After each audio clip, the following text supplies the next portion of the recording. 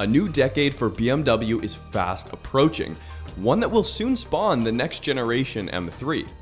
And with the analog driving days, a forgotten history of the M division, I can understand why your nostalgic driving side may not care for what's around the corner. But if you're willing to embrace some of the technological witchcraft they're creating, you may want to pay attention to this. The new M340i. It might be a little confusing at first. Is it an M3? Well, no. But is it boring? No, definitely not that either. If there's any indication, BMW is looking to further build the bridge up to the true M lineup, building a manic yet manageable sports sedan. This is it.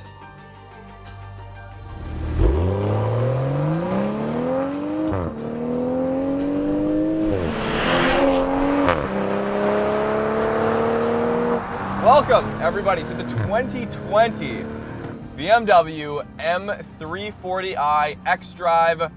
This is going to be a lot of fun. A brand new 3 Series, a brand new M340, and this is the most powerful non-M car ever, even though it's an M340i xDrive. I know BMW is very confusing, but bear with me. This car is awesome, and we're going to go over every single detail in this car and give you the full driving experience and the rundown on whether or not you should even consider buying or driving this vehicle.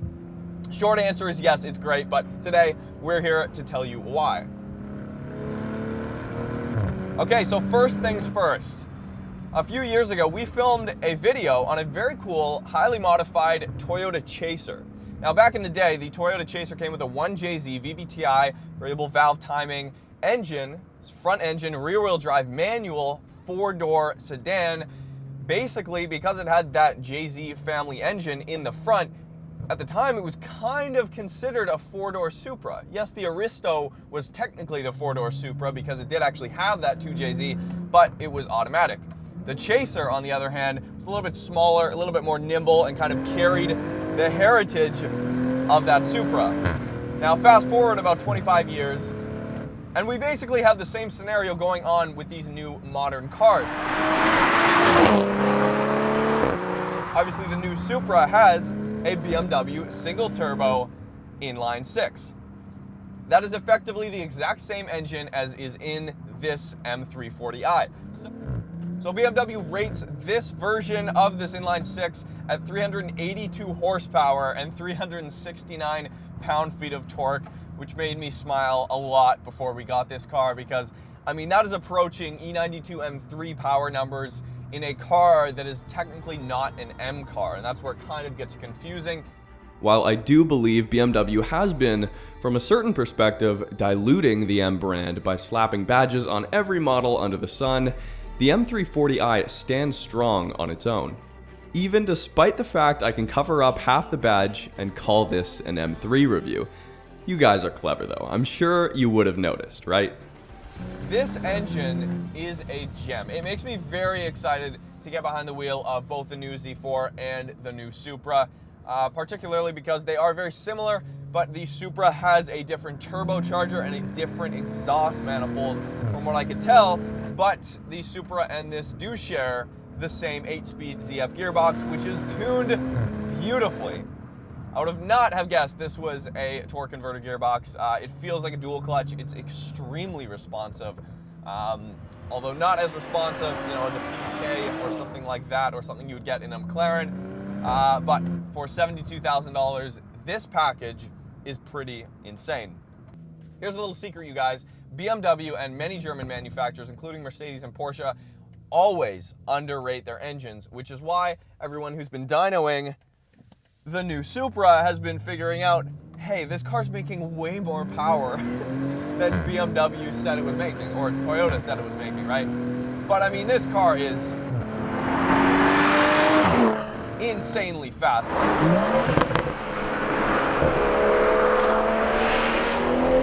The chassis is very responsive. It is 20% more rigid overall than the outgoing BMW 3 Series, and in some places up to 50% more rigid. The track width has been widened for this car.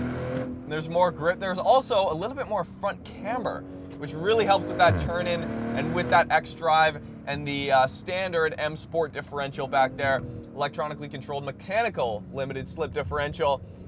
It rotates amazing, and it seems to kind of have a mind of its own, which in a good way, it kind of reads what you're doing as a driver. If you enter a corner very hot, if not in some cases too hot, the back end will rotate to the point where you feel like it's about to spin out, but it never does.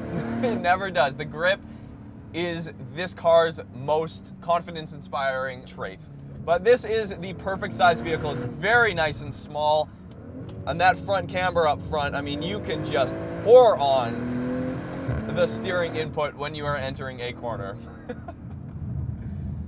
So there is no manual transmission option for the M340i, unfortunately, but here in 2019, or 2020 apparently, it's not that much of a surprise. I'm not disappointed. If this ZF or if this 8-speed gearbox wasn't good, then I would kind of complain a bit, but it's a fantastic gearbox, perfectly matched to this engine, to be frank with you guys. And you can leave it in complete auto, even in sport, and it'll kick down pretty quick. And boost comes on very strong. Actually, I will do something for you guys quickly. So on this GoPro shot, you can see driving information, sport displays, and there you have how much boost you're making, your temperatures, pound-feet, horsepower, and a G meter, which can get very dangerous if you're like me and want to beat your personal best. But as you can see,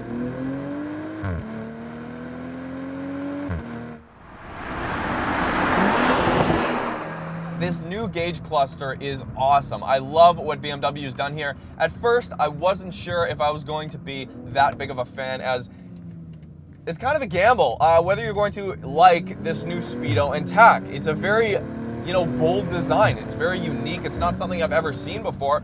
The tach actually goes up. It's on the right side, and it goes up this way. So it's kind of got that Aston Martin feel to it in that way. Although this new dash is completely digital, very responsive, and what this setup allows you to do between the Speedo and the tach is have your navigation completely full functioning in the middle of the Speedo and the tach, and that is, from what I can tell, one of the most seamless things about this package in the interior here. It is phenomenal. So you can switch between sport mode, Sport Plus, you've got Comfort, and you've got Eco Pro. Eco Pro softens up the accelerator pedal a lot. It's very mushy, or it takes like a lot of effort to get you going, obviously to help you and assist you in saving fuel. And then you can go into Comfort mode, which is honestly what I've been driving it in most of the time around town if I'm not like hooning on the back roads. Very quiet. The exhaust baffles are closed at this point, so it's very quiet in here. It's comfortable. The suspension, the M adaptive suspension, is in Comfort mode at this time, and then you can switch it into Sport. The exhaust comes alive, you get some crackles. I've configured my own settings. I keep the dampers in soft, even in Sport mode. I find it's a little bit too stiff. Maybe it's just our bumpy roads, but. So one of my favorite things about this car is how understated it looks from the outside. And BMW is probably trying to make this look, pretty aggressive, and it does. I really enjoy the way the front grille looks, but it's not creeping up too close in terms of exterior looks to the M3. From the back, from the front, if you didn't see the M340 badge, you would just think this was a normal 3 Series. It doesn't shout performance from the outside, and it is a true two-faced vehicle. Now, BMW's xDrive has a default setting of 60% torque sent to the rear wheels and 40% sent to the front wheels. And then in Sport and Sport Plus, more gets sent to the rear wheels, okay? And then when you turn traction off, I have no doubt in my mind that you will be able to do plenty of burnouts and donuts and anything you'd like with this chassis. It rides beautifully, it really does. Now there is a non-xDrive version of this car. I think you save about $2,000 Canadian when going with that, which is a rear-wheel drive.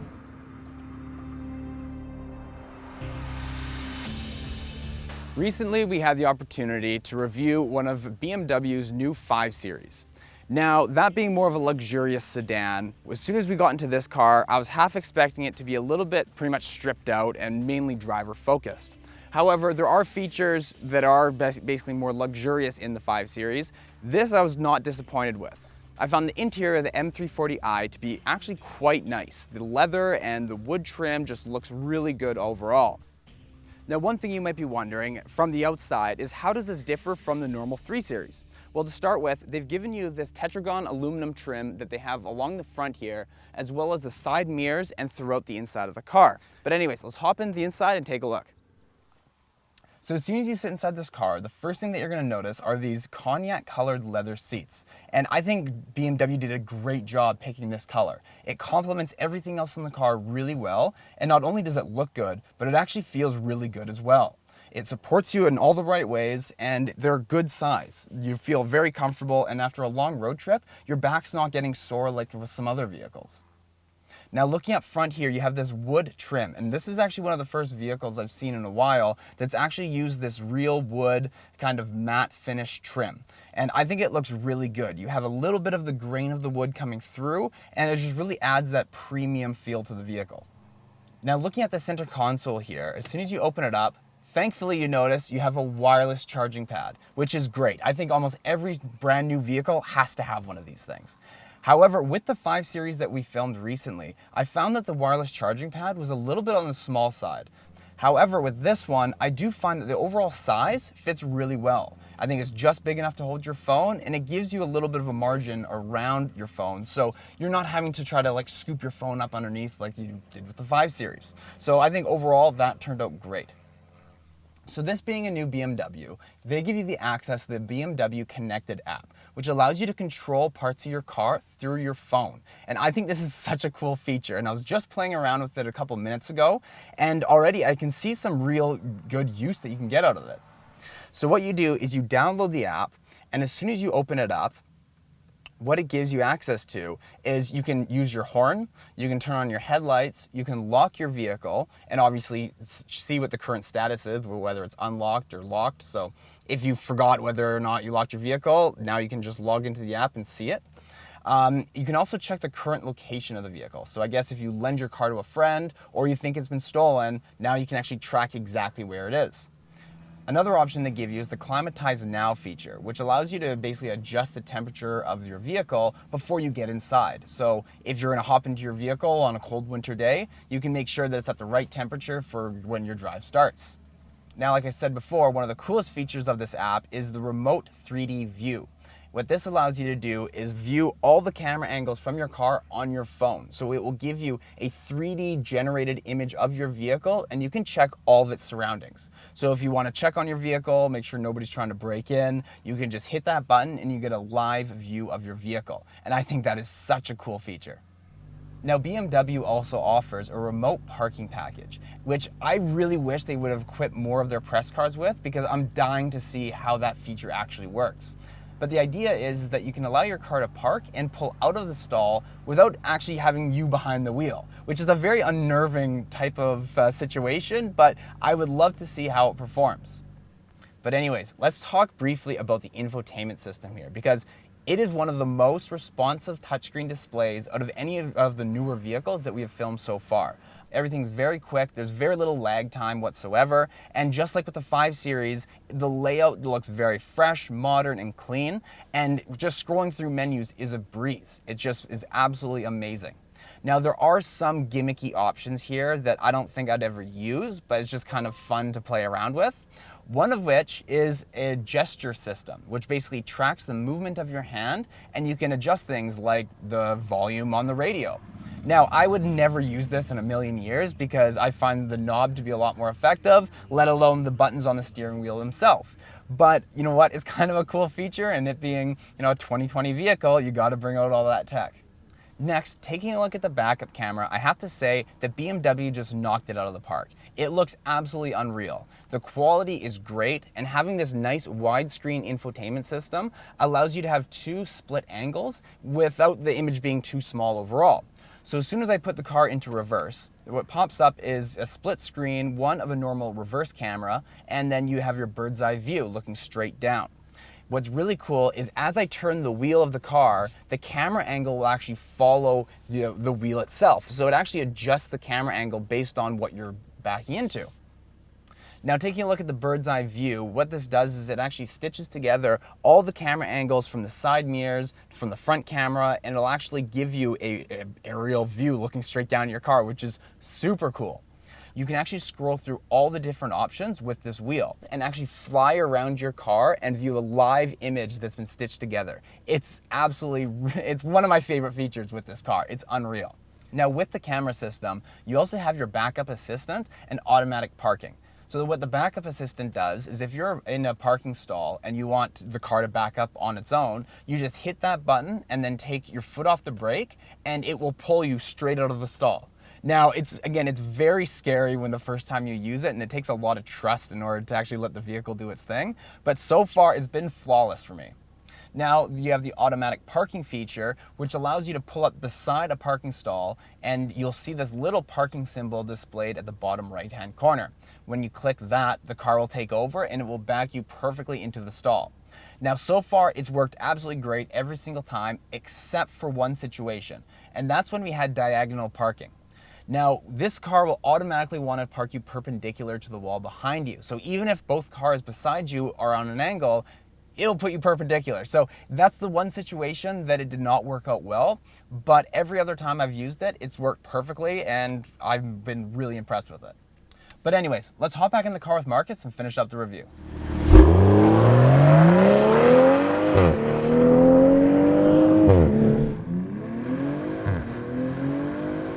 100 kilometers an hour.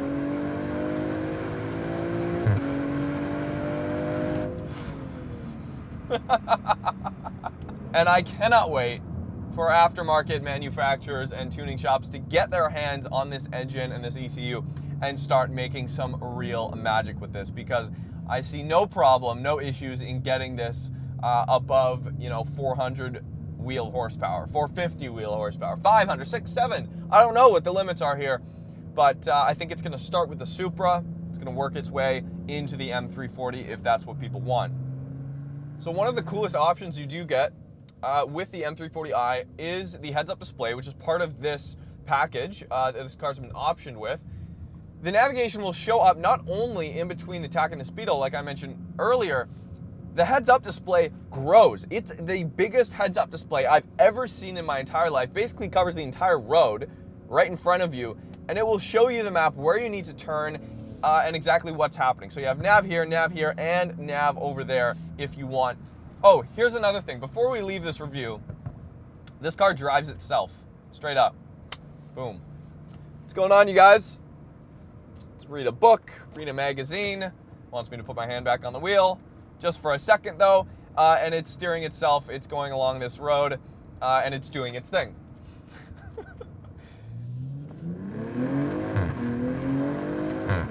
Oh yeah, with those DSG farts back there. But as you can see, it's so tempting to just go full throttle everywhere. It is so incredibly fast.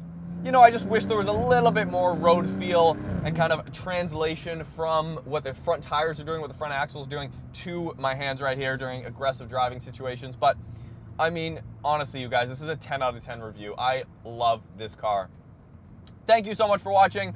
This has been Roads Untraveled. My name is Marcus.